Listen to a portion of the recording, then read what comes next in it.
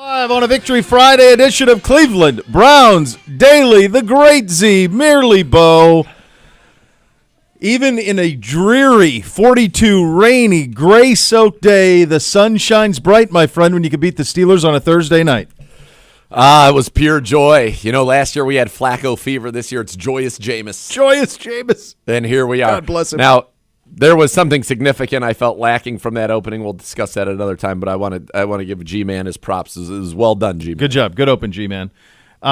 We said Monday, we said in the lead up to this week that, and we said yesterday when we were making the picks, I remember saying, whatever our best is, I think you'll get it. Yep. There are limitations and we know that based on where our record is this season. Sure. But I thought that you would get an inspired effort. I thought that you would get your veteran players give a damn level at an 11 is what I thought that you would get, and you did. That's what you got. You got a tone setter in the first half for Myles Garrett. This one really had it all. Had a snow globe in the middle of it. I can't wait to get your view of what you were able to see through or not see at all on the broadcast. But this was one, and I like what Kevin said at the end there.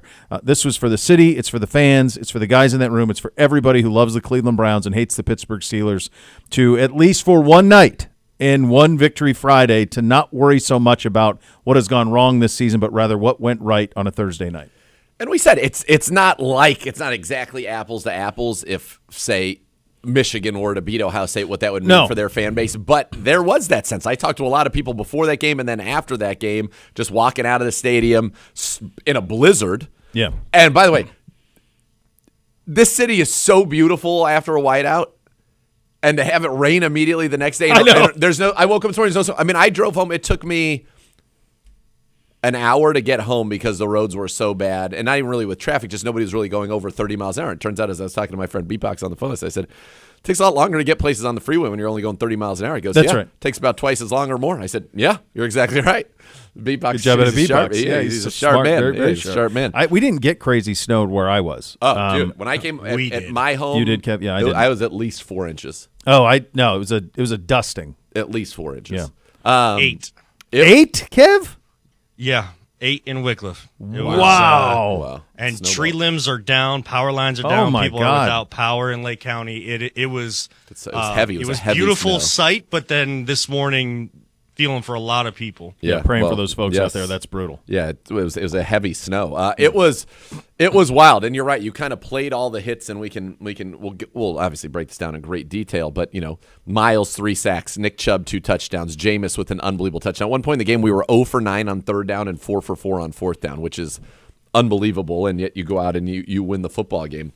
The snow added something to it. The crowd was great. I tip of my cap to the crowd, and that was meaningful because it was the Steelers. If this was Thursday Night Football against the Saints and we won, it's not what this was. This was a Saints team that was, we all know 8-2. They were atop the division, and the Browns beat them. And I think what it showed is part of the reason why this season is so frustrating, why it's so disappointing on some levels, because you have two of the more fun wins you've had in a long time in this season. It's kind of like the final season of Game of Thrones. They didn't get it right, but there were a couple of great episodes. Battle of the Bastards was great, and the Battle of the Knights at Winterfell was incredible. Yeah, for sure. So, and it has some parallels to that, but this one was special, and it just shows a couple things I take away from it. That this team obviously is still talented. I thought, you mentioned the give a damn and all that. We said you got to match the physicality, the intensity. I give credit to the coaches, and then I give credit to the players for their own accountability, and I'll talk about one in just a second. This wasn't the same defense that was on the field in New Orleans. Nope. The way they flew to the ball, the way they tackled, the physicality, the tenacity, the give a damn was off the charts. And I'll give Juan Thornhill a lot of credit because he stood at his locker afterwards and said, I acknowledge that what you saw on tape in New Orleans was unacceptable. That is not me, and that will never be me again. And if you notice, when Justin Fields had a chance to make a house call there, who ran him down? Juan Thornhill. And so I give him a lot of credit for that. But it's unfortunate that this isn't who we are on a consistent basis, but it's good to know that it's in there and you're able to identify a core going forward. And right now you have to say to yourself, you know what?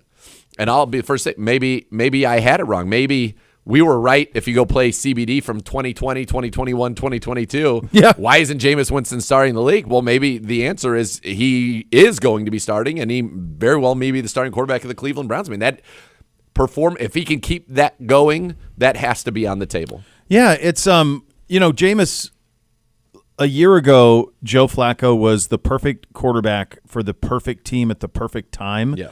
And it does start to feel that maybe Jameis is that for this team. He is so endlessly optimistic is the best way I would describe it. I've had a lot of people. Is that how he? Yeah, that's how he is. All the time. We saw him at the golf course this summer with that. Yep. We've seen him in the building like that. That is authentically who he is. There is no wavering from that. There's no act to it. And I do think when you're sitting at 2-8 and you're trying to find your way through things, and you have a guy who is just always glasses half full, it elevates. Mm-hmm. And then when you get some results, then that only accentuates it. So who knows what's to come beyond this? Who knows? But for a given night, and by the way, you got the full Jameis because a couple of picks, that's part of it too. When you come with Jameis, he's a gunslinger in the most traditional way. Yep. The scramble in where he gets helicoptered and scores, and then the last drive, and so you get all of it with him.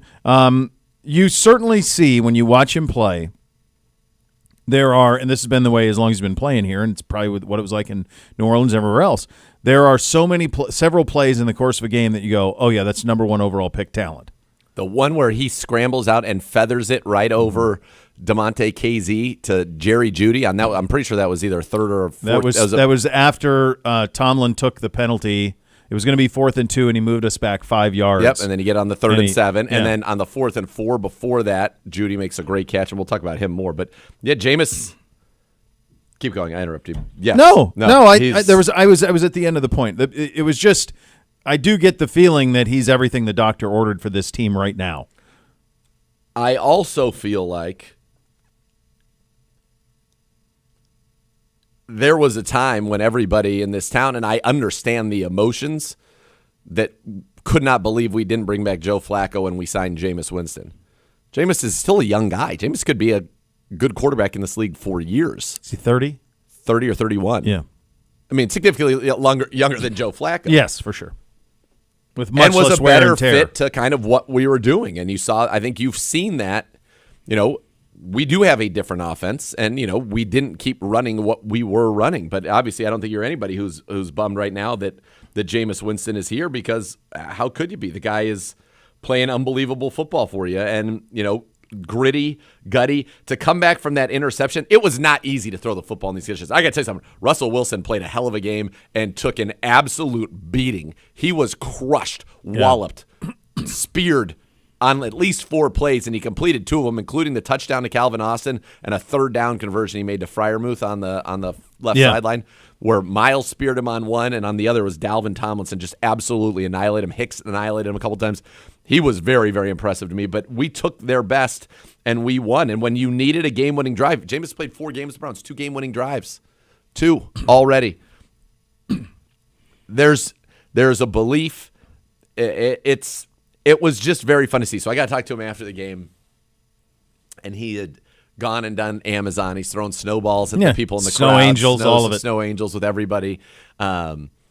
He's joking that he'd already ordered a W from Amazon, and it was going to be delivered at 9 o'clock tonight. And part of me wanted to say, well, Jameis, it's 11:30. It's 11:30, buddy. It's already. Don't stop him when he's on. Don't worry about it. No, he's on. But then he had a moment he was going to go do ESPN. They were miking him up for ESPN, and I came over and talked to him for a second. I said, I said, this was really special. And I said, I know it was special just to win. I said, but to this city, for it to be Browns Steelers and for it to win like this, it was very special. And so, thank you for all that. And he just was like, resilient, unwavering belief. I'm like, you're the best. But then he was like, he also said some real things and was like, not that isn't real, it is.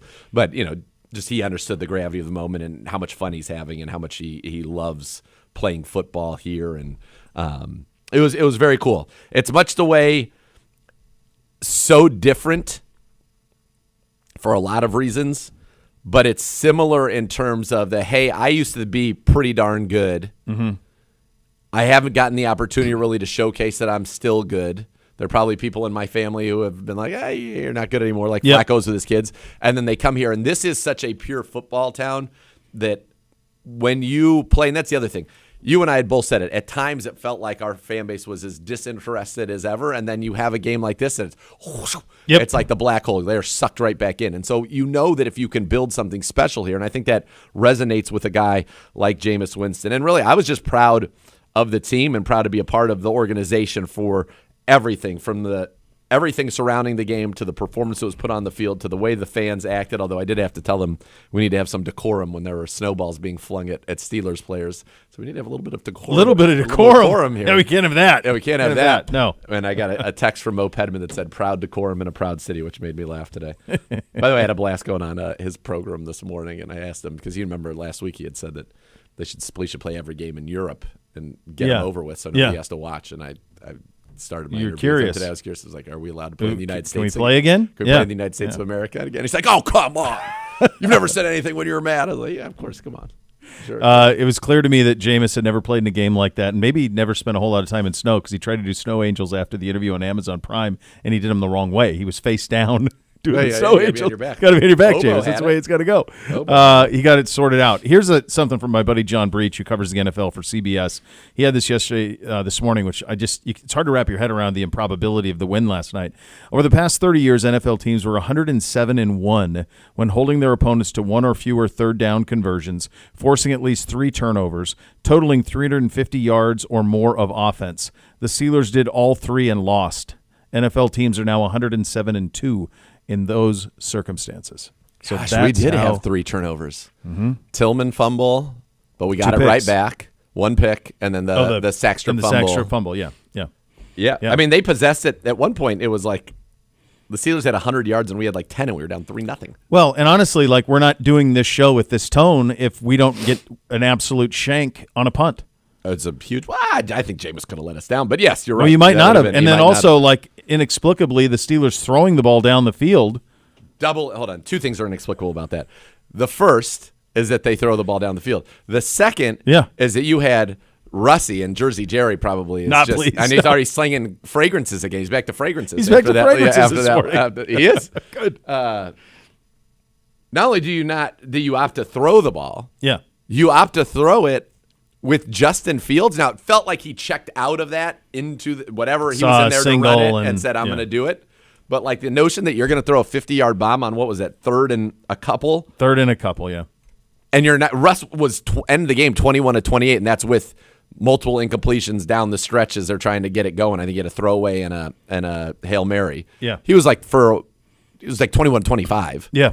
I mean, he played phenomenal football. That was I said at the time that was inexplicable. When you were watching, when Chubb runs down to the 1, they have 1 timeout left. I know, yeah. I was like, let's kneel on this one. Yeah. Force them to use the timeout. Now they have none. Run it and try to score on the next one. If you don't, you're basically going to kick a 20-yard field goal. Yes. To win the game. Now, the conditions were terrible, but we'd seen them put an extra point through. So part of me was a little bit nervous that we were going to give them the football back and an opportunity with some time. But the defense played that well, and I thought Jim Schwartz, I want to give him a lot of credit. I hate rushing 3 in those situations because you're giving them all the time, and we've seen that. I'm fine with blitzing and making him throw the football immediately, and you just got to go tackle. But what he did was rush 3, but Jordan Hicks was there on a delayed blitz, and that forced Russ to throw it really before they had whatever they were trying to get set up, and got that done. So good job from Jim Schwartz there. I thought the D played well. I thought this was a great win for the Cleveland Browns, and it's just fun. It's fun. It's a reminder of, sometimes we all get caught, and by we all, whether it be you and I or sports media, fans, social media, whatever, like, you get caught thinking about big picture all the time, and sometimes you miss little things in the process. Yep. And wins feel good. Wins against your hated rival feel really damn good. And you're not worried about what it matters in April with the draft. It's about winning a Thursday night, and it's about feeling good on a Friday. And we'll deal with the rest of the issues and how to reshape this team in the offseason. Fine. That's all fine. But sometimes it just feels damn good to win. It feels damn good to have Myles Garrett on your team. Yeah, and I love that he made a statement. That performance in the first half. It's like Jordan. Hoff's, it was a lot like and Jordan. I took that personally. Yeah, I did take that personally. And then Hoff saying that at his best, he's the best edge rusher in the history of the league when he's at his best. Coming off of the week and the season and all of it, that was a little bit of come at the king, you best not miss. Yeah, and we did it. We did it. You got Miles was great. He had the 3 sacks, 8 pressures. How about Dalvin Tomlinson, a career-high 10 pressures in this game? Yeah. Dalvin was everywhere. I mean, and that's what it takes in a game like this. It takes everybody. You're able to overcome. Last week we lose a game where we have over 400 yards of offense, no turnovers, win the turnover battle by 2, and we lose by 21. And in this one, we lose the turnover battle by 2 to the Steelers. That alone, if you said that pregame, okay, we lose. Yeah. And you win this game. It's just incredible. What a great performance. And it was so much fun. And what I think you found here is that you definitely have a little bit of a nucleus of people on both sides of the ball that are going to be your core. So a guy like, let's take, for example, Jerry Jeudy. Jerry Jeudy is a legit number 1 receiver in the NFL and showed it last night. Every game with Jameis Winston. Showed it since Jameis been playing. He's been over 70 yards in all of those games, averaging just under 100 yards a game. But when you think about on the final possession, and who the Steelers are, we talked about they're going to play man. He roasted Joey Porter Jr. On multiple big plays down the stretch. You go to that final drive where you get the touchdown. It's Jerry Jeudy on 4th and 3 making a difficult catch. His body is backing up. The throw's low in slippery conditions, has to go down and get it. He does. And then on the 3rd and 7 after that penalty, wins against Joey Porter Jr. on that over route for 15 yards. Just incredible. Now, I don't know if they talked about this on the game, but it felt like in the booth was he was never touched. So I don't think he was touched. So now he's not touched. And I said, get up, and I was like, get him, run. You run in the end zone. On the television broadcast, in real time, it didn't look like he was touched. And then they ran a replay on the Amazon coverage, and it didn't look like he was touched. So then Beanie Bishop, your cousin, punches right. the ball out. Yeah, I know. Kind of justifiably so. Yeah. And we get an extra 5 yards. I know. I don't know. Hey, we'll take it. Come on, we'll take it. No, I didn't think he was. And the game was happening so fast at that point. They just did like one replay of it. They weren't able, maybe did 1 or 2. So it wasn't like they were able to like go from a bunch of different angles and find out if he was touched on, but it did not look like it. To me on the television copy. And just I was talking with my nemesis, Jeff Jarrett. Oh, I thought you meant Gibbe. Oh, well, he is. Yeah, he's my everyday nemesis, but my once nemesis in the squared circle. Perhaps again next summer. I don't know. I feel like at this point we'd have to team up. I feel like we'd have to be friends. I could now. see you guys doing that. You with a heel turn? Yeah, I could do that. Oh, you would heel turn. Oh, yeah. With fantastically. You're ready big for that. Time. I'm ready for that. Yeah. Come on. I'm ready for that. Come on. So he's married to Karen Jarrett, who used to be married to Kurt Angle, and Karen and Kurt share a son, Cody, who's a huge Steelers fan. So he was like texting me the whole time, and then Jeff Jarrett was texting me throughout the game with Cody's reactions to various things, and we were having a fun back and forth. But at the end of it, I said to him, this was like a main event wrestling match, and it told a great story. It took you on an emotional ride. I said, you're up 18-6 in the fourth quarter. The good guy's dominating. It's going to be great. You're going to win. And then all of a sudden, the heels do something dastardly. They hadn't scored a touchdown in 7 quarters, dating back to the Washington game, because no touchdowns in the Baltimore game, and then none for 3 quarters against us. And then they score 2 in 7 minutes. I'm sorry. They scored 2 touchdowns in 2 minutes. 2, yeah. In 2 minutes, because it was touchdown, sack strip fumble, touchdown. And you go, what just happened? Now you're down 19-18. And then I said, then we went out. We didn't pick it up. No, then we throw an interception. Yeah. And we had a 3 and out. Cooked. But then we hulked up. We did. And then we hit him with the big boot, dropped the leg. 1, 2, 3. Everybody goes home happy. I mean, you couldn't. Well, there's a couple other things here. Add the Nick Chubb part of it. For Nick Chubb to score once against the Steelers was so symbolic. For Nick Chubb to be the one who scores the game-winning touchdown against the Pittsburgh Steelers just over a year after the horrific injury he suffered against the Steelers, incredible. Absolutely incredible. Yeah, I tweeted something to the effect of football gods do exist. That's how We've seen it. That's it. I mean, we saw Twice. it with The Voice and now this.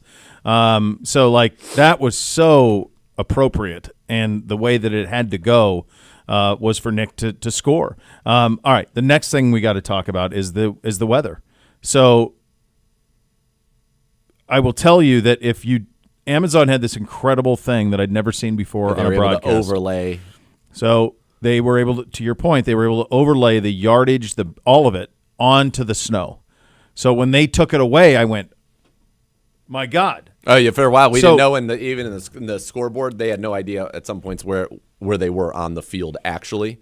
How bad were the visual conditions from your vantage point? It was a snow globe.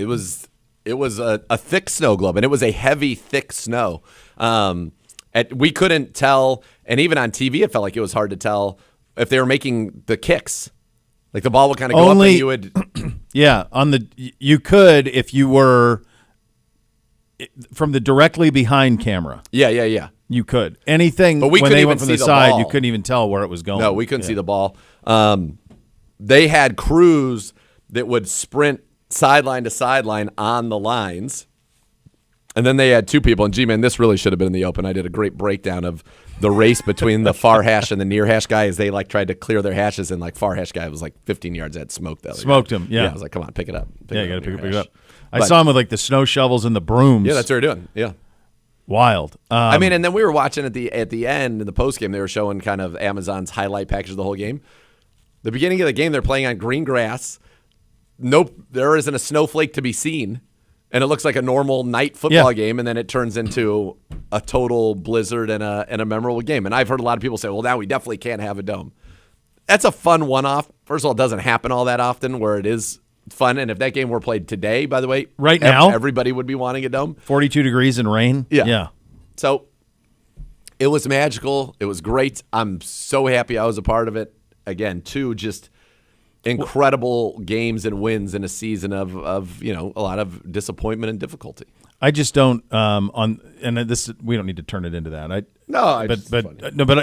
I'm with you from the standpoint of what that type of thing does. Honestly, should have benefited them because they're built for that type of stuff. Physical, and I just went over the anomaly of us actually winning when we had 3 turnovers, when all of the things that happen and somehow you still win. It was just such a miraculous thing to be able to do. But when you have the most talent, you want it to be on perfect. You want it perfect, and that's the idea on that type of thing. So it was fun. It was a really fun night. On the television side of things, I know a lot of people were coming at my guy Al because he was losing track. He couldn't tell who the people were. I'm like, he's 80. First of all, give him a pass. I did get to see him in the hall, and I don't think many people could. No, I mean, you're looking down. You're way up, and you're looking through that snow, trying to make out who's down there. It was very difficult. It was difficult to see. There were difficult conditions, obviously. And Al that does not. I got to see him in the hall. It was great to he had the time of his life too. He was having a ball. He loved it. He loved the crowd. He loved the snow. He loved all of it. I think everybody on that crew did. How could you not? Yeah. And that's what we talk about it all the time. Best fans in the world, and how and they deserve. You all deserve a winner, and you deserve this team to be what we all believed that it would be, and it has not been, but they have provided you some moments, and you have a situation now over the final 6 games where you can end up making this a pretty respectable season. Yeah, you're going to be playing good competition. Mm-hmm. I mean, so if you do make this a respectable end in terms of your 1-loss record, you're going to be like, okay, there is something really, a nucleus here that we can build on, and perhaps even some younger pieces that can become bigger pieces for us in the future. And I think if that does happen too, then that Jameis kind of helps you solidify that position, at least for a while. Yeah. Which would be a very helpful and useful thing. You know what Bootsy said this morning? He went to bed, obviously. He goes, "We win?" And I go, "Yeah, we won. 24-19 or whatever." And he goes, "Yeah, we always beat Pittsburgh." It's my boy. That's all he knows. So listen, 3 in a row at home. 3 in a row at home. 3 in a row at home. He was at the other 2. Yeah. That's all he knows. That's what we do. Pittsburgh comes over here, we beat him. We beat him. That's it. Go home. Tail between your legs. All right, your a couple of things just logistically. Our game in Week 16 has been flexed out I of am not Thursday Night happy about Football. this. So we were set to play Thursday Night Football down in Cincinnati against the Bengals. That was a December 19th game. That game is now going to be played on Sunday the 22nd at 1 instead of on Amazon. It's terrible. Terrible, Kenny. Not gonna lie, terrible. Not happy about it. Yeah, it's nice it would have been nice to have that extended weekend for families and stuff going into the holiday and all of that. It's unbelievably rude to the Denver Broncos, who now will be the first team in NFL history to play 2 Thursday nights on the road in the same season. Oh, really? Off of short weeks, like not coming off of a bye. Wow. That's dicey. I just think the Browns draw good ratings. Yeah. Browns so does Bengals Burrow. would have been an entertaining game. I just think it was that time of year somebody said we'd much rather just stay in L.A. with I know, but production. Mara was so against that at the owners' meeting, saying that you can only move. It has to be the most dire of circumstances, and I don't know that this is the most dire of circumstances. You still have plenty of star power, on the field with the Browns and the Bengals. Plenty.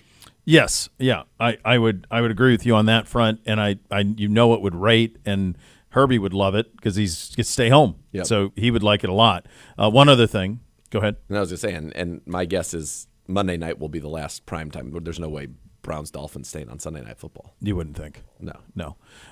Well, you made it. It was a wonderful open, G-Man. Loved it. Neither Z nor I were featured in it. Now, Z could have been, as he was on the call. I was not.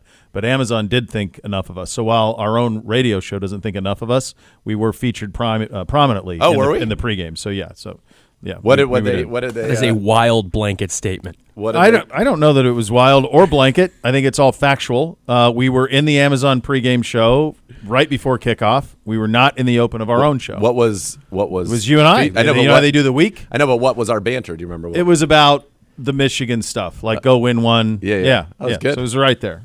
So thank you, Amazon, NFL Films. Thank you for thinking highly of us. Yeah, thank you very much. Thank you, Amazon. Thank you guys. We look forward to working with you on in-season I don't think Hard Knocks. you don't have free mic, G-Man. You don't have access to free mic. Like we're not there yet, G-Man. I mean, G-Man, it's a nice open. G-Man, you can turn your mic on for this to answer this question. If somebody were new to our program, would they think that I am in the booth for the games? Would they think I do Browns Daily? Would they think I exist? Touche.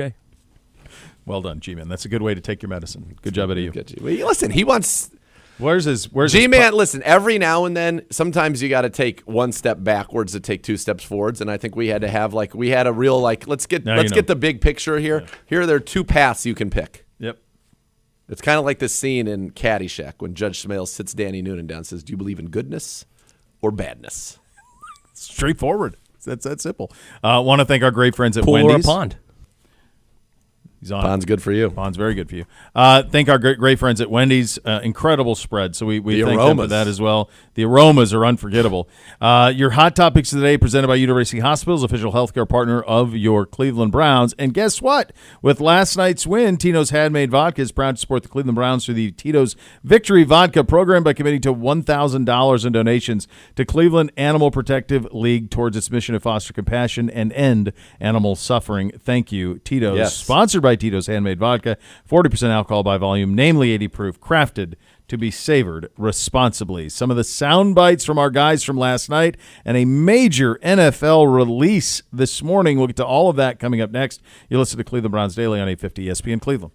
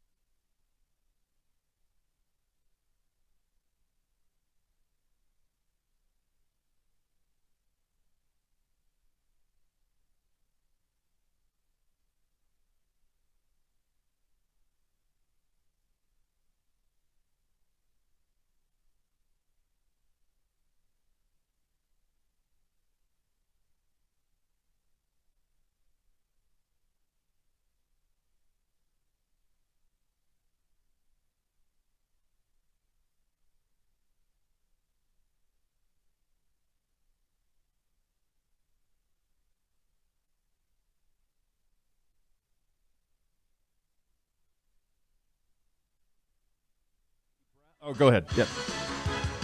You're up. All right, shout out to Wendy's for the Browns Biggie Bundle on this Victory Friday. The Browns Biggie Bundle comes with a junior bacon cheeseburger, 4-piece spicy nugs, small frosty, and a small drink. Get yours today. Go ahead. You were featured prominently there. Say, just when, I thought G-Man couldn't get any lower on my totem pole, he completely redeems himself. To the moon with G-Man. The G-Man's like Bitcoin right now, running wild. Keep running. All right, let's hear from some of the sound from last night.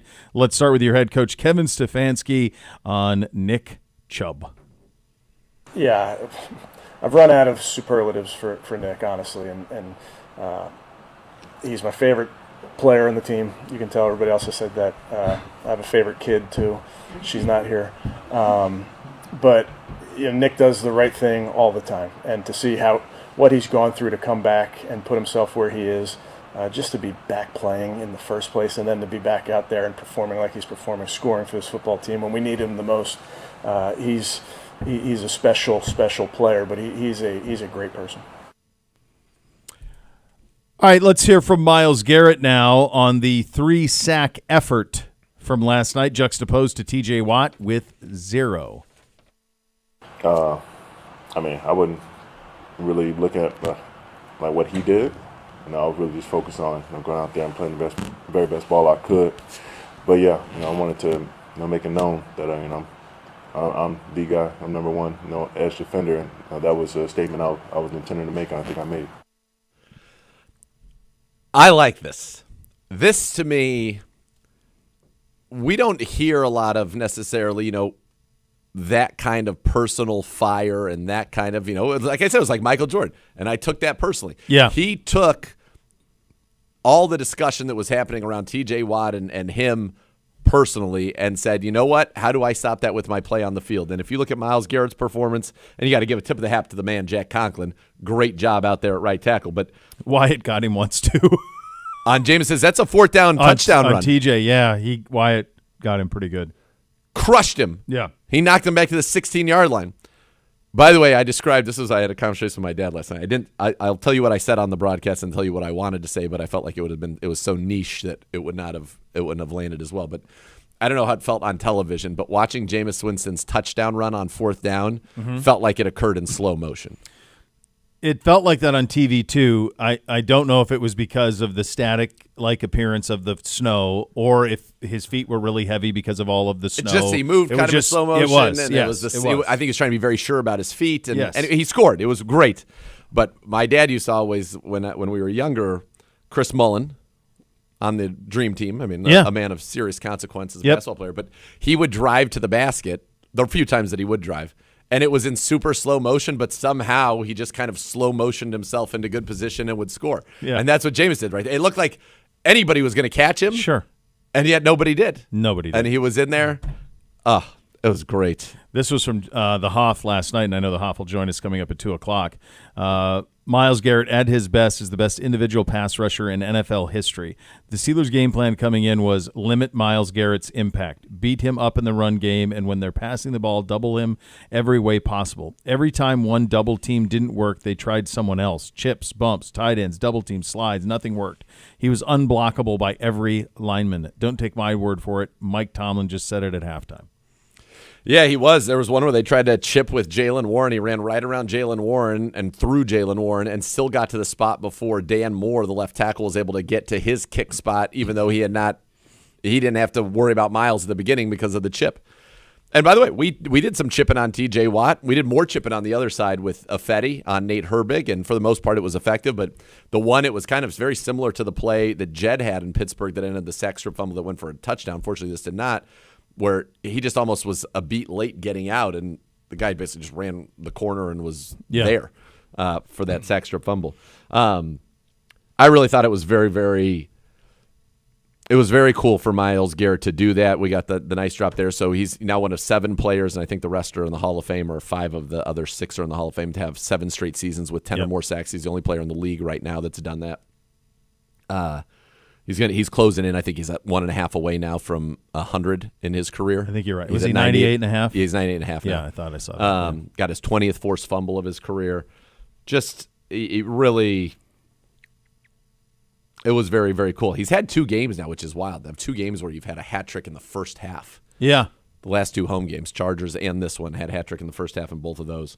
Yeah, he is dominant. And there was, and again, I said this in the opening segment, it is clear that the film session that they had to watch on Monday night or Monday after getting back from New Orleans, whether it was coaches saying this isn't going to stand, whether it was players looking around at each other and saying this isn't going to stand, that was a new defense in terms of just the physicality, the flying around, and the intensity. And I know Grant got, and people were very mad at him for pulling the mouthpiece. You can't do that. It's an unfortunate 15-yarder there down at the goal line, and the Steelers would score after that. But he played with such physicality in this game. It was awesome. I'll tell you, I'd rather have that than no give a damn like the fourth quarter against the Saints. Yes. Right? Yeah. I'd rather go a little bit over the line from time to time than not go near it at all is kind of where we're at that, at least where I am. In terms of Jameis, let's hear from your quarterback on what a win like this can do for momentum. We have to stack it one day at a time. Today, yes, we're going to celebrate, man. I'm grateful that fans came out and showed out, but we got to see this team in 2 weeks. We have the Denver Broncos on Monday Night Football, another primetime game, and they're playing good. My Alabama boy, Bo Nix, he's showing out. He's playing, But at the same time, man, we're going to celebrate today. We have to focus on being where our feet are, and right now we're going to celebrate this win. We still got some things that we got to clean up. I still got some things I got to clean up. So we still focusing on building on the positives and eliminating the negatives. He's fun, man. He's fun. He is Joyous fun. Jameis. Joyous Jameis. Yeah, it's fun. Some big news in the NFL this morning. Daniel Jones went to the New York Giants and requested his release, and the Giants said, yeah, we're good with that. So Daniel Jones goes on waivers due to his contract. He's expected to clear and become a free agent. The Giants will take over $20 million in dead money by releasing him. I haven't seen one like this in a while. No, and it's honestly kudos to the Giants for doing this. He's deserving of this freedom that they are granting him. That show exposed a great many things about that organization. Hard Knocks off season if you haven't seen it. One of which was they weren't sold on Daniel Jones, even though they had awarded him a rather large contract. Yeah. He has some good traits. He's got obviously some struggles. That's the bottom line. But I think this is a class move. And I thought what I really appreciated about it, and hold on, I want to try to pull it up real quickly, is it was very refreshing to me to see how it was communicated to the public. You got a statement from the president, John Mara, who's ownership. Ownership, yep. Daniel came to see me this morning and asked if we would release him. We mutually agreed that would be best for him and for the team. Daniel's been a great representative of our organization, first class in every way. His handling of this situation yesterday exemplifies just that. We're all disappointed in how things have worked out. We hold Daniel in high regard and have a great appreciation for him. We wish him nothing but the best in the future. This is something where it could have just come out. They were cutting him. Speculation runs wild. Daniel Jones was maybe doing something behind the scenes. It was good. When you have the owner come out and issue a statement of, first of all, Daniel initiated this. Yep. Not us. We said, you know what? You've been great in everything that you've done here. You've done everything we've asked. You haven't performed necessarily the way we had all hoped, but you were a great member of this organization and did everything you could to be your best. We respect that, and so we're going to grant you the release. That's cool. I thought that when I saw that, I thought it was cool, and it's refreshing to hear an actual. You don't need to get it from an insider. Oh, here's exactly what happened. Here is the truth. I agree. Here's what happened, and there's too little of that. I wish there were more of it. And the reality is there could be. It's just they don't choose to. But I thought it was first class, and I think it will. I think it fits what the Giants are as an organization. Yes, the way that they handle it. So I'm with you. Good job, and I think he'll land somewhere. I don't know if he'll do it. He may sit the rest of this year out and then just go into true free agency next year. I know it's a short week, but I think Jerry Jones needs to sign him on Monday and play him on Thursday. Oh my God, that'd be unbelievable. Right? Be diabolical. Now we're watching at 4:00. Right? Yeah. I mean, it's a short week. It's tough, but I mean, we've seen people that did it on a short week and with the Rams. Get him in there. Let him play the Giants. Well, that is now must-see TV. In fact, I think Roger Goodell or whoever is that a Just Fox arrange game? it? Yeah. That needs to be insisted upon. You're not going anywhere with Cooper Rush. Who cares? No. That season's over. No. So let's do something that's really, really fun. And that would be I'd be really for fun. that. And by the way, everybody would be rooting for Daniel Jones. Yeah. I think that's fair. Yeah. See, this is why we need to be sports czars. We have so many great ideas. So many great ideas. Leaf Filter. Gee, man, are you taking notes? I don't see a pen in your hand. Leaf Filter, the official gutter guard of your Jeez, Cleveland hold on a Browns. second. Hold Go on to a second. Kev's got it. Hold on a second. Just look over got your shoulder. Siri. Look at. So I asked if he's taking notes. G-Man nods. Gibbe sitting over his shoulder like a looming lord. He's nodding as well. This is just an unbelievable scene right here. The apprentice. God, goodness. right in front of the master. Leaf Filter, the official gutter guard of your Cleveland G-Man. Browns. Go to leaffilter.com/GoBrowns to schedule your free gutter inspection and to receive your exclusive promo offer, or call 833-LEAF-FILTER today for more. Your great clip of the game coming up next. You'll listen to Cleveland Browns Daily on 850 ESPN Cleveland.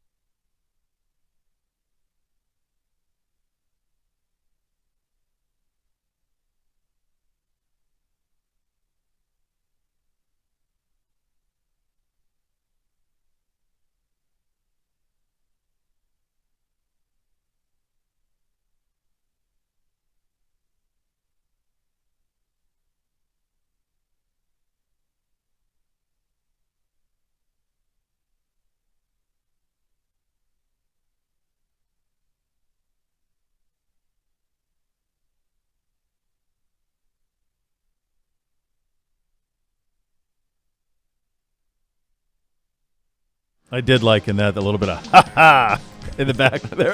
For me? Good. That was good. Can we get Very it? good. Can we get it? Yeah, I didn't hear. I didn't have my There was some earphones in. There was something, a little bit of a Steelers get to the line. They snap it on 4th down. Give it to Warren. Hit the backfield. Turnover on downs. Yeah. Jordan Hicks makes a play. That's good. And the Browns get the ball back. Well, that was a horrible spot. They actually should have been back about a yard. They realized it and were like, let's just go hurry up and just try to get it. Yeah. And we stopped them. So one thing I want to say when we were talking about the turnover battle, that we lost a turnover battle, if you take our turnover that we got, and then you take, what was it? Why am I blanking? We didn't have a pick. We had one turnover. Oh, Miles Sexter fumble. Yeah. So we have one turnover. We also stopped them on 4th down twice. Yes. In between the 40s. So like significant field swing. Those are field turnovers. positions. So it was really kind of 3-3. Yeah. Boost your game day this season with the Ballybet Sportsbook app. Place your first bet at $25 or more, and you get $150 back in bonus bets. Ballybet, official sports betting partner of your Cleveland Browns. Time for your great clips. It's going to be great clip of the game. Here is Jameis's TD plunge. Winston to throw. 4th down. Winston under pressure. Scrambling. Pump fake. He's going to run. He jumps. Touchdown. Jameis Winston on 4th down. You go. It's presented by Great Clips. It's going to be great. Browns fans were giving away a stealth recliner courtesy of Zip Chair by Dream Seat at the end of the season. The Hoff is the latest VIP to sign the chair. Visit zipchair.com to learn more about how you can deck your fan cave with custom Browns branded furniture. And let me tell you something right now. That signature alone has increased the value of that chair exponentially now that we know the kind of deals that the Hoff he garners on the open market. Yeah, it's an appropriate number. It's a very appropriate number. We had a discussion about what would have been the best way to handle the signatures on the chair. I don't believe you were. I can't remember if you were in here for that or if that was me and Gibbe and the Hoff that we were discussing that. Why wouldn't I have been here? Maybe you were. Maybe you ran out. I can't remember. I'll tell you in the break. All right. Speaking of the Hoff, he joins us coming up next. You listen to Cleveland Browns Daily on 850 ESPN Cleveland.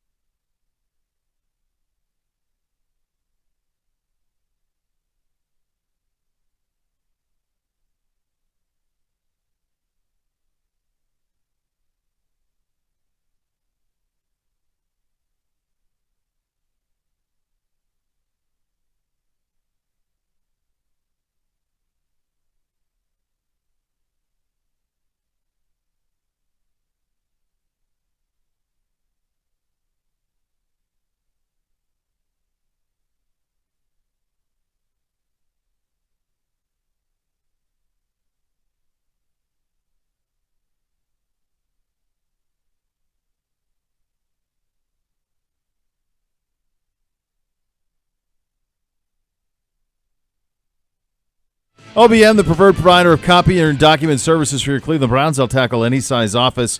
Call 216-485-2000 or visit ohiobusinessmachines.com. As we head out on the Twisted Tea Hard Iced Tea Hotline, the Hoff joins us. Buddy. Hoff. Buddy, pure joy on a Thursday. Joyous Jameis.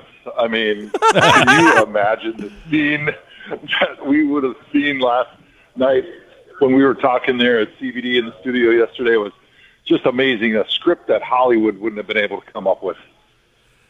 You're right. I mean, it had it all. You have the snow globe. It's almost a surreal environment. And then what we talked about, the icing on the cake. You got Myles Garrett dominating. Your praise in that regard is incredible. You've got Nick Chubb coming back from that catastrophic injury suffered at the hands of the hated Steelers by everybody but, well, the hated Steelers. And not only scoring once, but scoring the game-winning touchdown. It's sometimes, as we said, kind of with the Jim Donovan game against the Ravens, sometimes you can't make this stuff up. Sports can be better than fiction because it's so pure, and this was one of those games. Yeah, it was the best therapy, and I thought it was really cool being able to really just sit on the couch for the first time in a long time. Nobody around me, watching the game, just absorbing everything that was happening, and just seeing the little storylines that were happening of redemption that was so cool. Obviously, going into it, it was all about Nick Chubb and his first time facing the Steelers since that horrible injury that he had last season. But then throughout the game, right, the opportunity that David Njoku had right in the end zone, he drops it, game's on the line, and you're just thinking, oh, man, there it is. You know, we just lost the game because he didn't make that catch. Jameis runs it in on a fourth down, goes right back to David Njoku, giving him an opportunity for redemption in the end zone, makes a ridiculous over-the-top catch. He's able to seal the two-point conversion. Same thing happened in the game with Jordan Akins. I mean, it was just so cool seeing those little storylines pop up and wondering if those guys were going to get another chance at redemption. And sure enough, it seemed to happen every single time, and it finished with Nick Chubb, like you mentioned. But even before that, it was Jameis, you know, throwing the interception, getting one more opportunity, taking his team down the field after the shank punt, putting him in the end zone. I mean, it was just so much fun, so much joy on every level, and then to do it in a surreal environment, in a snow globe, like you said, which every NFL fan loves watching those snow games. And then doing it on Thursday Night Football where the whole league is watching, the whole country is watching. It was so special, and it was just the type of therapy that Browns fans needed. When you're arguably the best left tackle in the history of the sport and you tweet what you tweeted last night, and before you did, you were texting it with us, about Myles and about how at his best he's the best edge rusher in the history of the league. When that comes from somebody like you, that carries a little bit more weight to it, obviously.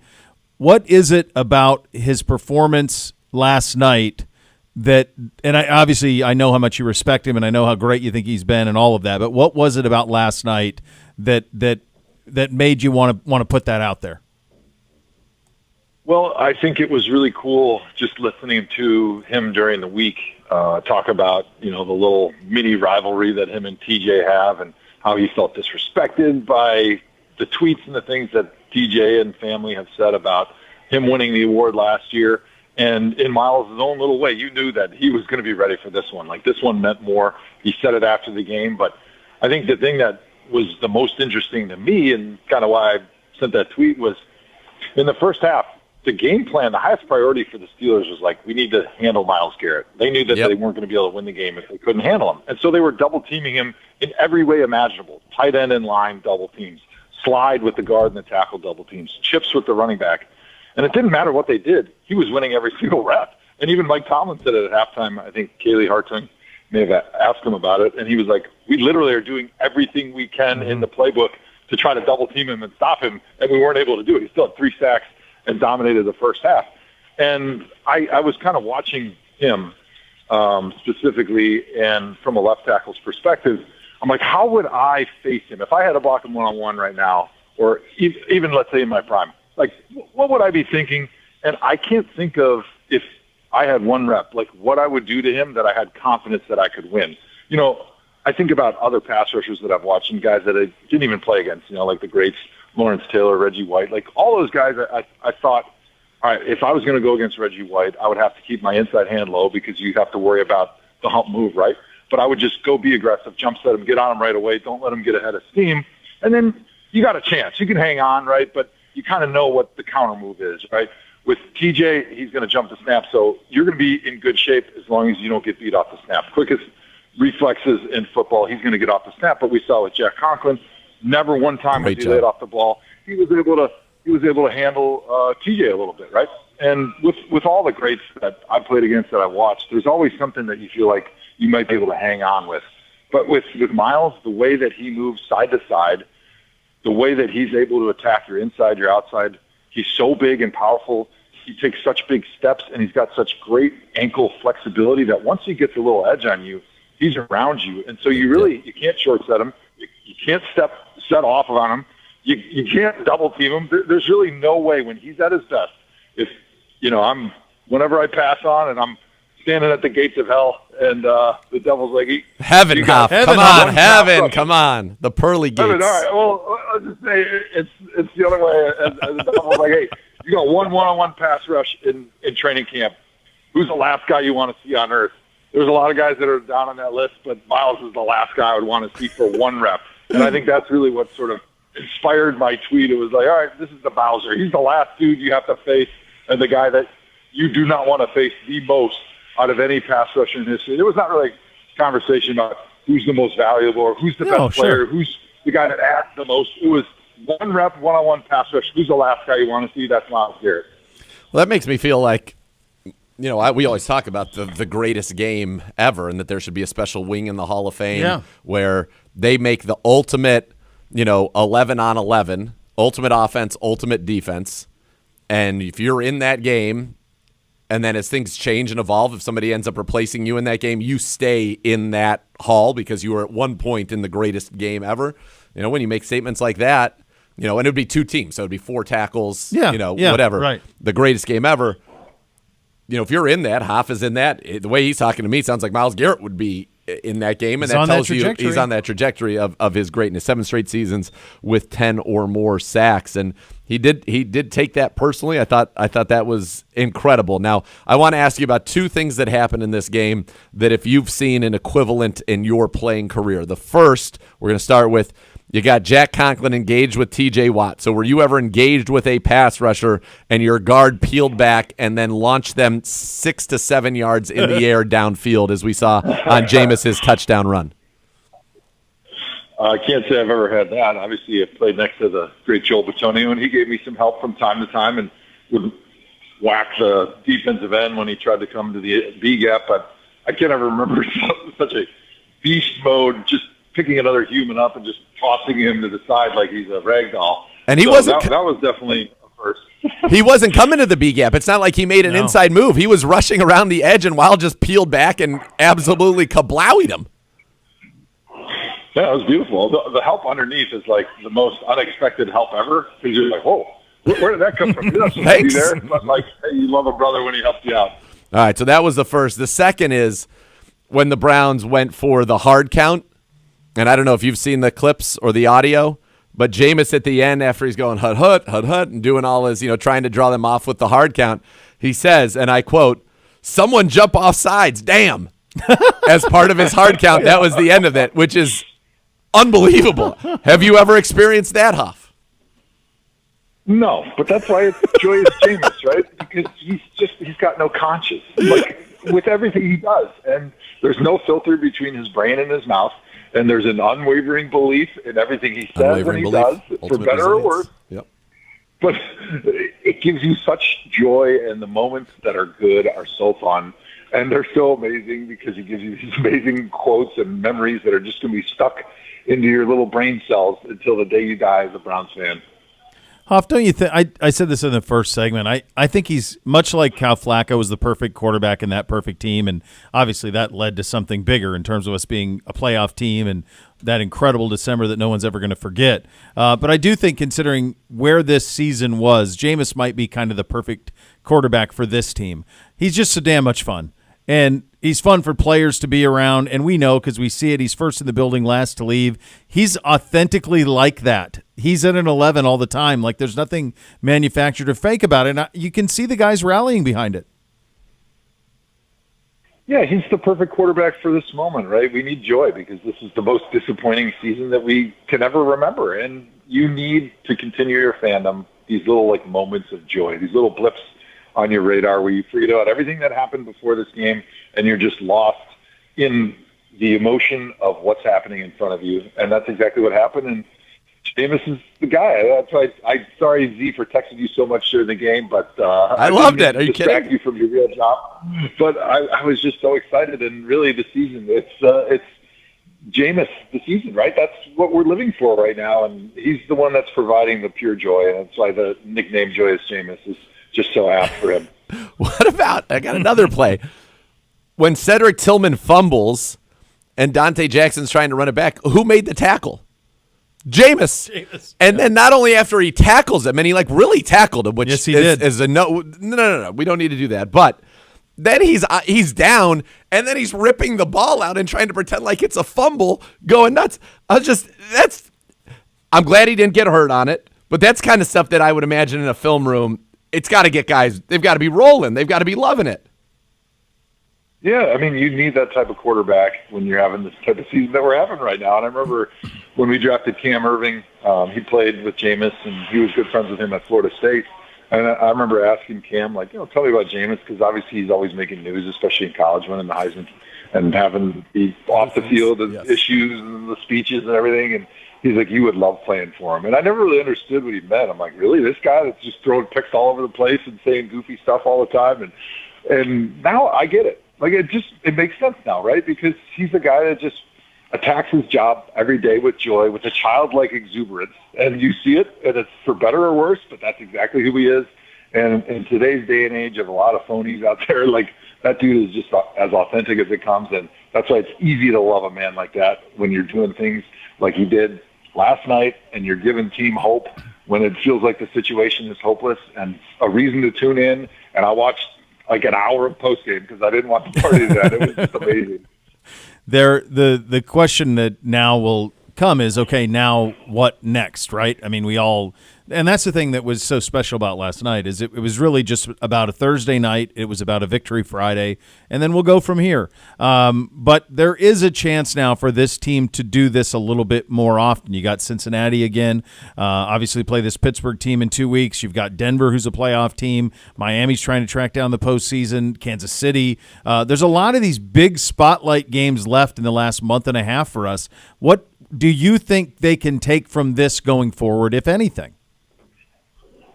Well, I think you're going to have a lot of the same players on the team, obviously, next year. We've got a lot of great players, especially on the defensive side of the ball. And sometimes you lose sight of that because you're losing.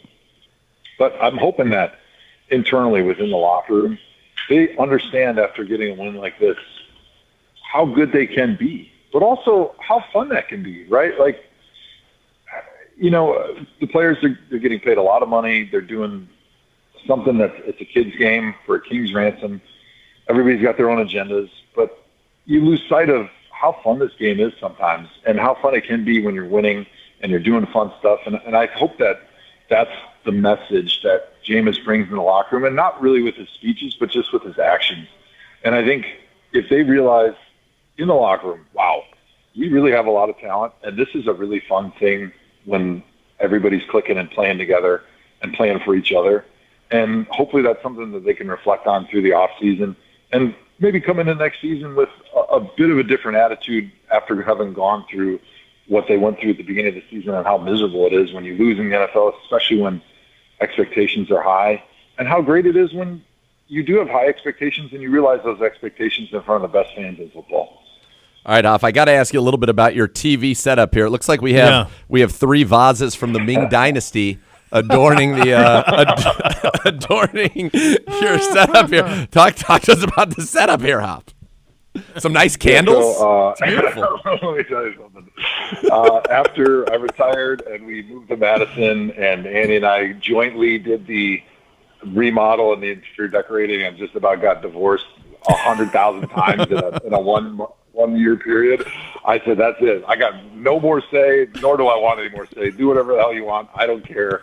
As long as it's got a TV that I can get the Browns game, do whatever you want, and then I don't have to worry about it. And that's exactly what happened. So they're lovely vases, though. They're beautiful. I don't even notice it anymore. When I saw that picture, I was just like, I got to ask about these vases. They're great. I think they're beautiful. Beautiful blue. I gotta get that. I gotta get a They closer are putting shot. pin down.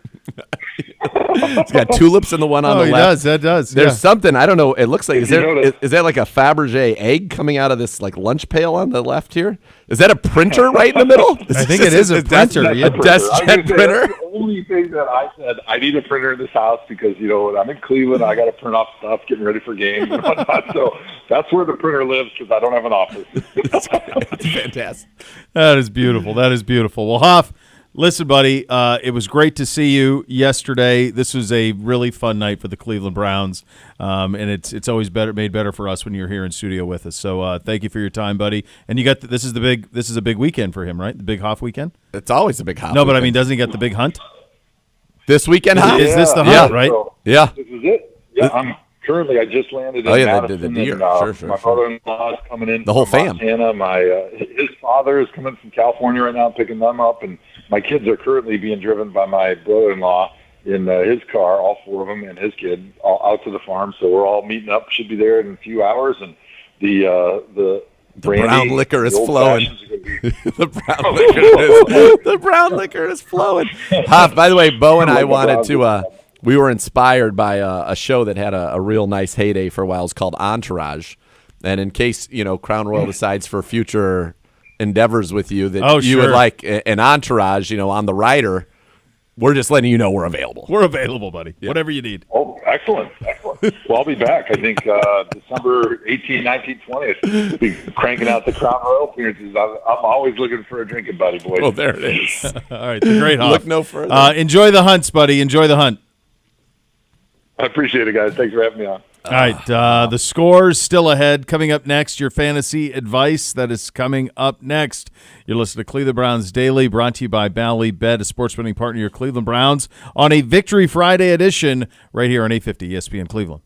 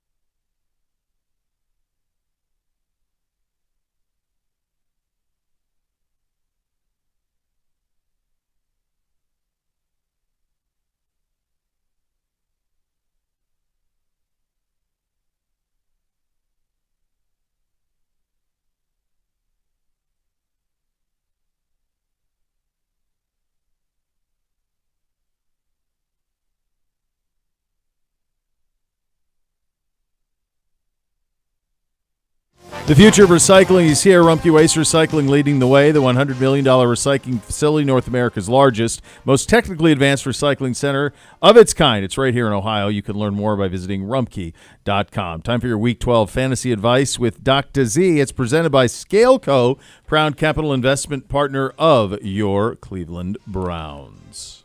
You know what they're calling it this week, Bo, don't you? Joyous Jameis. By-Mageddon. Ooh. Bengals, Yeah, survival. Bills, Falcons, Jags, Jets, Yeesh. Saints, all on bye week. So sometimes you've got to dig deep. Ooh, yeah. Ooh, yeah. Like the Browns dug deep last night, yeah. Me and Miss Elizabeth were watching it from up above. Yeah, it was a nice victory. Exactly what we needed. Just what the doctor ordered. Yeah, you like to be joyous? Me too. How about Joyous Jameis? Yeah. Eating the W. Look, I'd eat the pukesters. All right. So that was, you weren't prepared. You weren't necessarily going to go down that road, and then No, just it just were happened. inspired. It just happened. You All were right. inspired. Let's talk about the quarterback position first. As you know, Josh Allen, no Joe Burrow. Lots of guys off. So who are you turning to? How about Bo Nix? Yeah, Bo Nix is looking pretty good this week. Tua starting to play good football. Sam Darnold against Chicago. Anthony Richardson is back. He gets Detroit. He's going to have to put the ball in the air a lot. Geno Smith against Arizona. Those are the quarterbacks that you're going to be looking at this week in terms of trying to pick up and play and find somebody to fill in. At the running back spot, it's always the usual suspects. Kareem Hunt got some good news today that Isaiah Pacheco will not play in their game against Carolina.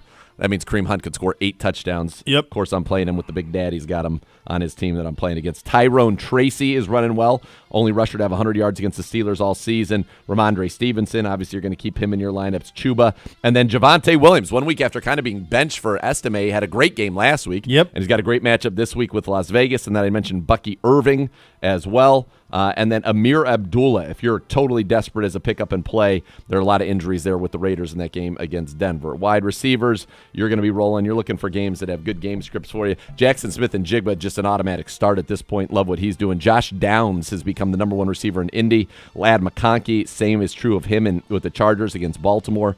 Jacoby Myers is getting a lot of look, and is always better when Gardner Minshew's there. Quentin Johnston and the Chargers. Jamison Williams is back and starting and playing well there also for you. So those are some wide receivers that I would look at. And I always like my guy Xavier Leggett. I think he has great interviews. He's got an unbelievable way of speaking I really enjoy. Tight ends, Cade Otton. You know you're starting him. Jonnu Smith's looking like a start. Will Dissly is looking like a start. Dallas Goedert, and then from Dallas, Luke Schoonmaker. He got very involved once there was the injury to Jake Ferguson. I almost said Burt Reynolds on Jeopardy's name right there. I actually said that to Miss Kay, and she was like, no, his name's Jake. I'm like, no. It's funny. It's funny. Yeah, it's funny. It's a hat. Big hat. It's funny. It's funny. It's a funny name. God rest Norm. Oh, gosh, was he good. Man, he was just good. a tour de force. So good. Defenses this week. Denver against Vegas, I like. Tampa against the Giants and Tommy DeVito, I like. I think you can do a nice little Miami against New England, feels pretty solid as well.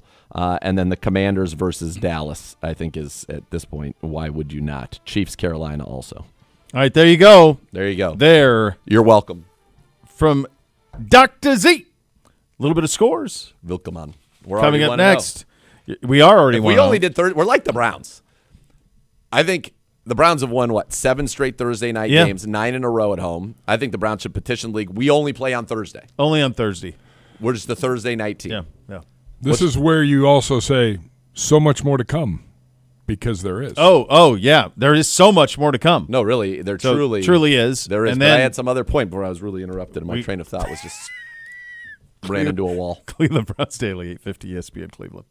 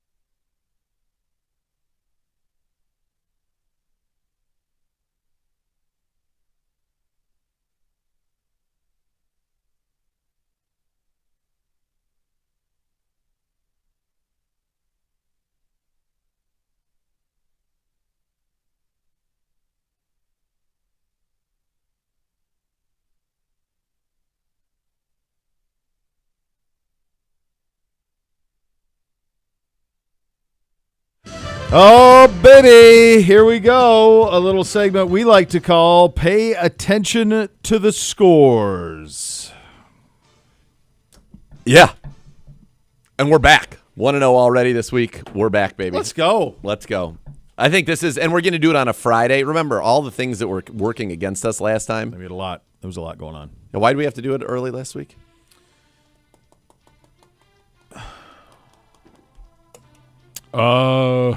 Bye week. Bye week Friday, yeah. Bye week. Right. That's right. That's right. Yeah, That's right. That's right. That was 2 weeks ago. Well, it was rough. Was it last? I don't even know. Like they Last start to week run was together. going into New Orleans. Oh, yeah, last week. Oh, yeah, you running guys together. New Orleans. Yeah, sure. Yeah. All right. Here we go. Off we go, kids. Do it. We got time. Patience. Sunday. Where are we right now? Where are we right now? I guarantee he's going to rush us later in the program. Yep. So last week, we got to, even That's when 'cause in the the game good takes and with the 5 bad, minutes we to got make to a pick. let them know. last week You can blame me for last that. week 6-8 for you, 7-7 for me. Awful. So Bad you job are of us. now 10 games over 500. I'm 8. 18 over 500. It was a big deal. Who gets hurt? Yeah. All right, we need a still week. winning. We need a week. We are winning. We need a week. We need though. a week. We got to get back to Yeah. our standards. Our standards are very are not high. B- 3-point students. We're 4+. Yeah. Well, I've seen and other people are trying to compare our numbers to. They're just picking winners. Dude, It's not the same. It's you want apples. to pick winners? It's apples We'd be and tacos. 127 games over 500 if we're just picking winners. I think we'd be 100%. I don't know. The message board seems to think that you're sloughing. How could we do that? Excuse me? I don't understand how. They think that we're what? I don't even know if that's a word. To Yeah. be fair, I'm not certain. Sloughing? Sloughing. I think Slumping? is what he said. I don't really know. I kind of made it up and then combined a few words. I think he went sloughing. He said sloughing, Like I did. SOL, which is like scoffing, OFFING. Yeah. Yep, totally made up a word. Slunking. That's what happens when you haven't slept. I feel like sloughing. I think we can just make saw it a word. I think I just saw it. You saw that's the I personification. think I saw it. Nailed it. Dallas, Washington. Dallas has lost 5 in a row. Washington's lost 2 in a row. I don't know if there's something going on with their QB or what in Washington. There were some reports that maybe he's a little dinged up and they're hiding some things. Yeah, he's been in hurt. Washington. Well, he hasn't been as good ever since Still he got no hit. Marshawn Lattimore. Like, what'd you trade for him for? Can't get on the field. Washington hosting Dallas Sunday at 1 o'clock. Nathaniel, kick us off. This is why I got to rush you at the end. Okay, I'm going to tell you right now, I see this with a hook. You're seeing this with a hook? Yeah.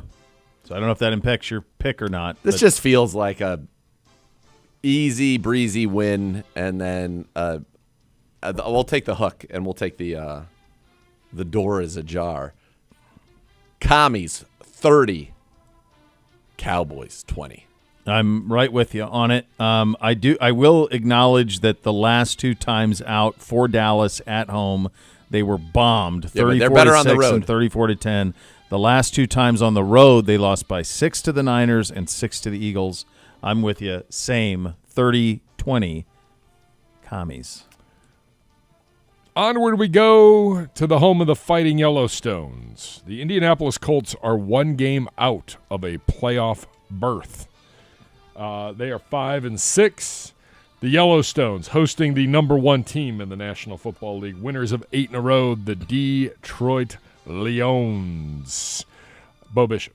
I see this without the hook in front of me, and I will gladly take that. I like the Lions. Slump Town. When they play bad teams, they bury. Like, that's just who they are and what they do. I like the Lions on the turf and Jared Goff having more touchdown passes than incompletions.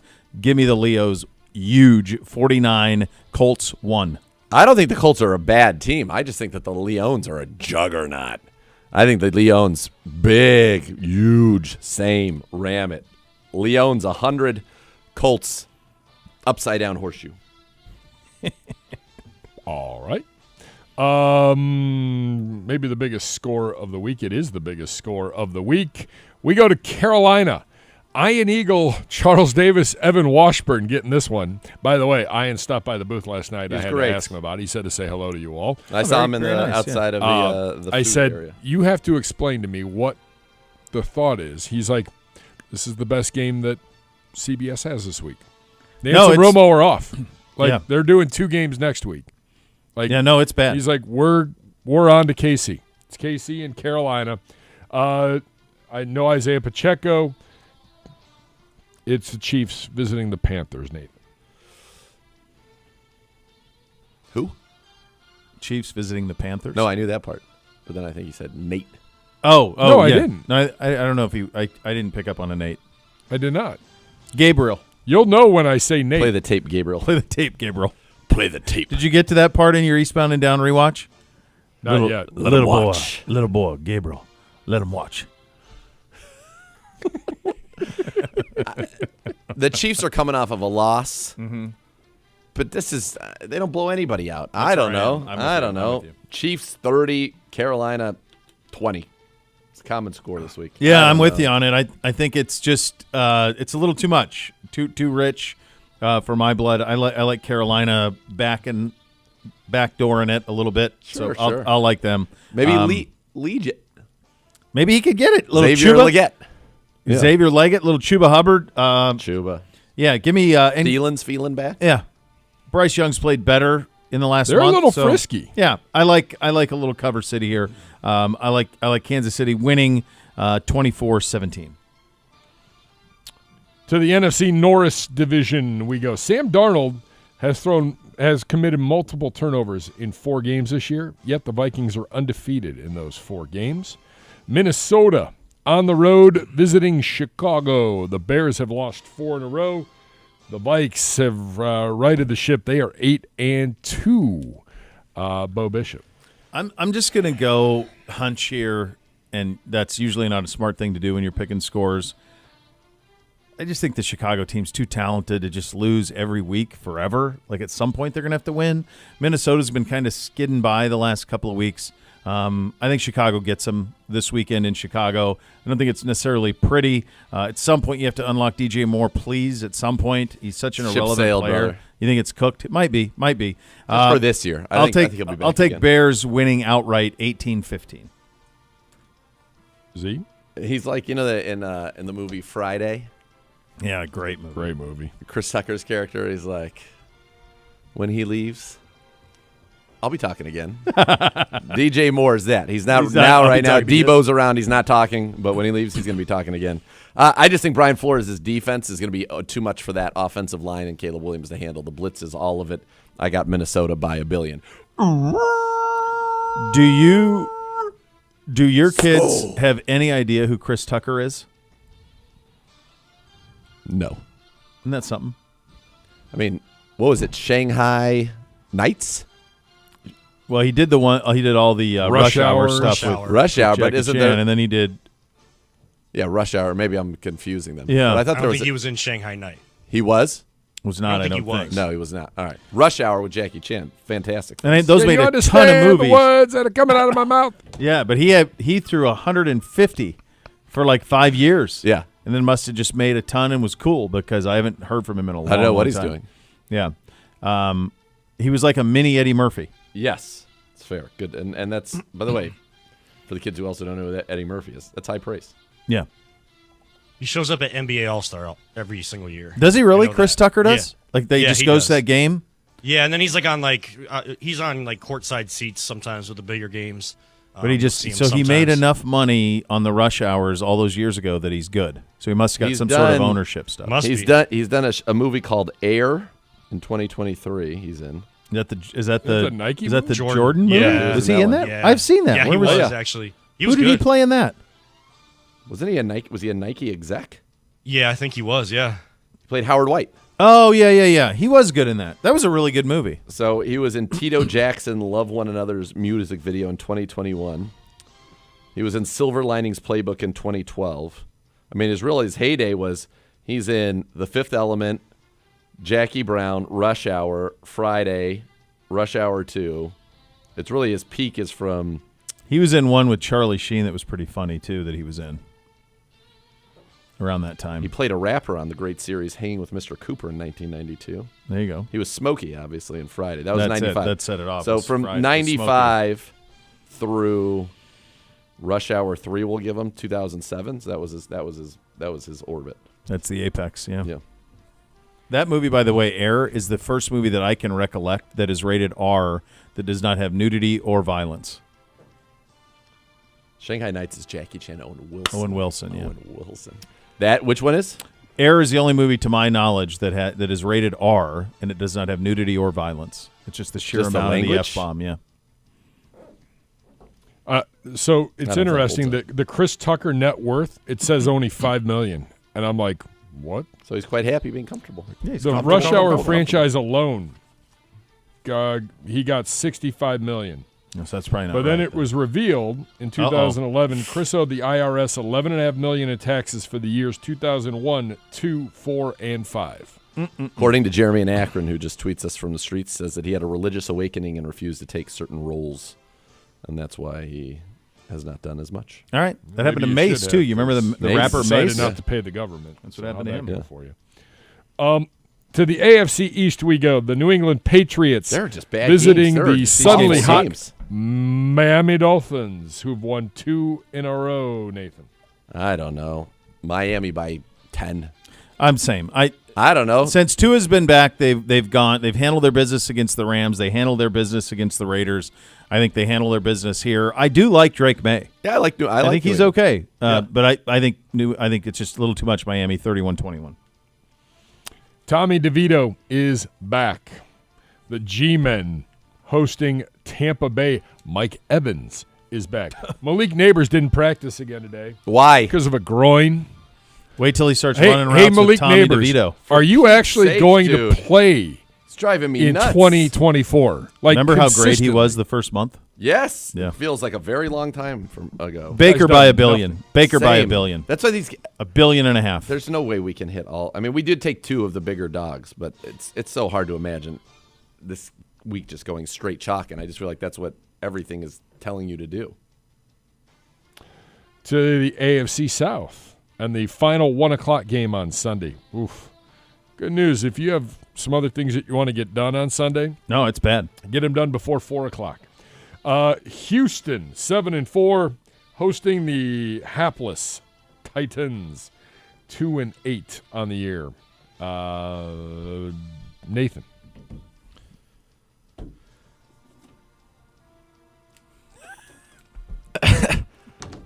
What? I don't know. These games stink. They suck. They all really suck. And their lines this are- happened during the bye week. The All lines our are games sucked terrible. on Well, you're missing. To be fair, you're missing the Bills. You're missing A lot the of fun Bengals. You're missing teams. the Falcons.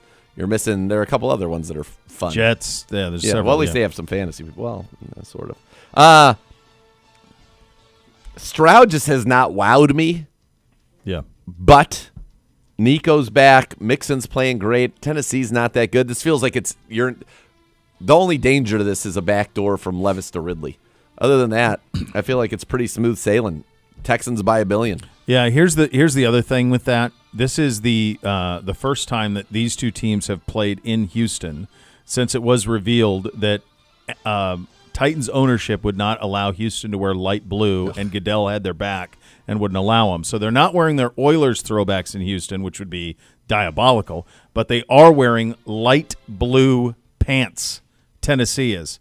So Houston is fed up. Ownership in Houston is fed up. The players are fed up. We're good. We're done. I think whatever Houston's best is, you get, and I think they bury him. Go, CJ. Go. Huge.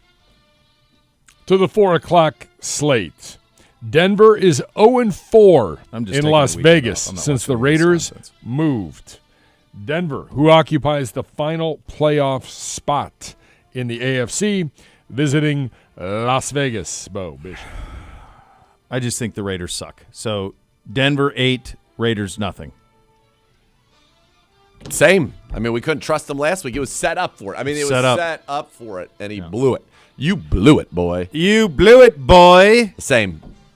By the way, we have so far Minnesota-Chicago is the only discrepancy on our cards. Sometimes that's good. I hope it's good.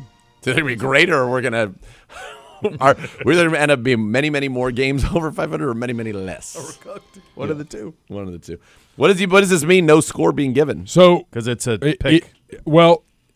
Seattle didn't won know- yesterday. I didn't know if they had taken it off the board or Why? if it was back on. Now, the current source that I'm looking at has the Cardinals -1. So I'm assuming it was a pick'em between Arizona and I see Seattle. that too. I see Arizona -1. So it is. It's a big one in the NFC West. Arizona 6-4, Seattle 5-5. Arizona can get a little breathing room here on the road with their Starbucks. Nathan, These two teams play twice in the next 3 weeks, just like Pittsburgh and us. Yeah. I like both of these teams. I think both these Me teams too. are frisky. This in Green Bay. It's a shame that these are in the same window. 'Cause Watch these them might- on Red Zone. Yeah. And then you can watch both. And Well, I'm you're gonna good. do it. I'll do or you can double do screen. double screen if they're on different networks. I don't know that they are. I think they're both Fox. Well, on YouTube TV. Oh yeah, you can do that. You can multi that bad boy right in there. Yep. And you can also keep an eye on the Denver Broncos. There you go. Like a telescope. Like a monocle. Looking at the distance. Is there anything on the horizon, Captain? There she blows. I know. All right. I kind of like Seattle, but I like Arizona. Do we have a weather forecast, Gibbe? in Seattle. Yep. Hold on. I'm like a spelling bee kid. Can you use it in a sentence? Just Stalin. Stalin. What's the You're really struggling. What's with the these etymology? today. I don't. These scored. They're all huge, or not at all. Yeah, there's not a lot of middle. It's Yeah, looks like periods it's of rain, 48. 80% of chance of rain, 47. Rainy. Winds light and variable. Yep. Typical Seattle weather for winter. Garbage. That doesn't sound like thriving in the desert. That sounds No, like it Seattle seems tough. like- yeah. The Seahawk waves on a roll, on a roll. The tide is rushing in. The Hawks are gonna win. Battle of the Birds. I also think this division is destined for everybody to be 6-5 after Yep. this week. So Yep. I'm with you. I like Seattle as well. Oh, baby. winning How this about one. Yep. Well, if you're going to watch one game on Sunday, this is the one. It is America's game of the week. It is the 49ers, 5-5. Woo, boy. Is it a must-win time Yes. yet? Well, I Yes. think we're approaching it. The 49ers visiting me. the land of cheese curds, beer, and more beer. And Joe Thomas. The great Hoff in the middle of he probably on his way back from his hunt. Yes. I'm sure had already bagged a large stag. Packers are 7-3. 49ers 5-5. Here's a recent article that was sent to me by my father. Okay. Where Kyle Shanahan went wrong in blowing another lead. Some crazy numbers. Good read. 49ers struggling offense is a big red flag for their Super Bowl hopes. So I said, yeah, he goes, this offense stinks. I was like, what did he say? Kyle wasn't interested in pushing the ball to score 3 minutes left. The offense is insanely predictable now. He has moved away from what worked so well last season. I said, well, what has he moved away from? Yeah, I'm curious. What was it? I said, I would have to imagine not having Brandon Ayuk or Kittle in this game. Maybe that might helped. matter. Yeah. And he says, yes, that matters, but he rarely uses play action. I'm going to have to go verify that on Pro It's Football got to Focus. kill Yeah. him that you can fact check all Debo things can't like beat that. man coverage. I think that is true. Greater variety of running plays than he uses now. Runs too often on first and second down, leaving Purdy without third and short. Last year, they moved the pocket to give him a better chance of avoiding pressure. I said, interesting. I said, seems like the bigger issue is the D, since the D's given up 3 game-winning Would drives Nathan this have year. been abandoned by his father had the internet been around growing up, where he could have fact-checked father? Just fact checked. Their whole generation got wrecked by that. So I was. just So lie we have all a they back wanted. and forth. 2 minutes. And then 2 he's like, minutes. Kyle's confused. My dad's down on Kyle. He's with Gibbe. He wants Kyle on the hot seat. I said, Hot Dad, seat, Kyle. Yeah. Please calm down. Please don't say these I things. took Kyle off. No. But that was years ago. Anyway, He was for a minute. Nate, I'm down on him. I think my dad said something like, Nate, they should just play every game in Europe so it's 3 a.m. You don't have to watch it. Well, last time somebody said that about a team, they won. But right now, I'm going to do this because I love my father so dearly. I'm going to go for the reverse jinx. Packers by 12 over the Niners. Packers 12, Niners 0. By the way, he's calling for Christian McCaffrey to be benched, my father, Oh, my in goodness. favor of Jordan Mason. He's got more juice. Christian's not the same guy anymore. This is my G-Man, wait till you meet Pedro. This is my Serrano Jobu moment with the Niners. This is it. Like, this is your last chance. I pick you every week. This is your last chance. If you don't do it, then you know what happens to Jobu. So it's time for the Niners. Niners win outright. Sunday Night Football, 1 minute. 1 minute. Eagles, ram it. Bo Bishop. Yeah, you said it. I'm going to go gut feeling on this one as well. Rams at home. spin it around with Nakua and Cup, and give me the Rams to win at home. I like this Eagles team, and I like They're the good. way they're playing, and I think the Eagles get the job done here. That's exactly what I think. Eagles by $1 billion. Bo Bishop, Yep. Buckeyes, Hoosiers, noon. I'll just tell you this. One of the craziest things I've seen, this was 13.5 on Wednesday. It was all the way down to 10.5 this 30, morning. 30. We have it at 11. That's odd. Yes. I think trench warfare wins out for the Buckeyes. I think they wear out Indiana. Michigan did it. Ohio State's got more talent offensively. I like the Buckeyes. Take care of business in that one, 34-17. The next level is coming up next. Have a great weekend, everybody. Enjoy your Victory Friday. Cleveland Browns Daily, 850 ESPN Cleveland.